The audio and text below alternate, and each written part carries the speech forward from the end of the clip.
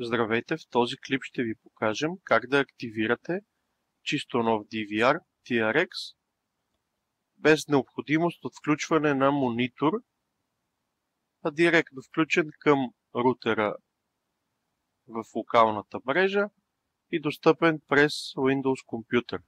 За целта ни е необходимо да свалите от нашия сайт в секция Software TRX Device Manage Tool.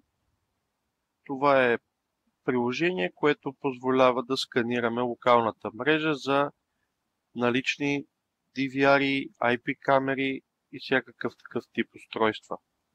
Инсталирали сме софтуера, избираме бутон IP Search,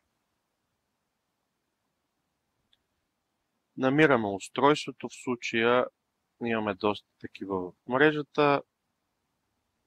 Това е нашето устройство, което търсим автоматично. Рекордера, който сме включили към рутера, си е получил адрес от нашата локална мрежа.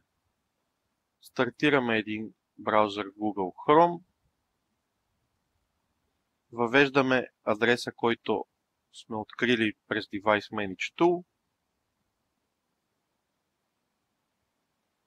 И достъпваме устройството.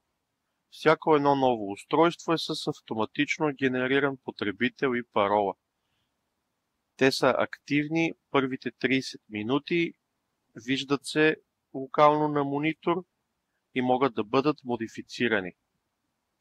Първото нещо, което правим след като се впишем в устройството, е именно да създадем наш акаунт, съответно акаунт, който ще бъде с администраторски права,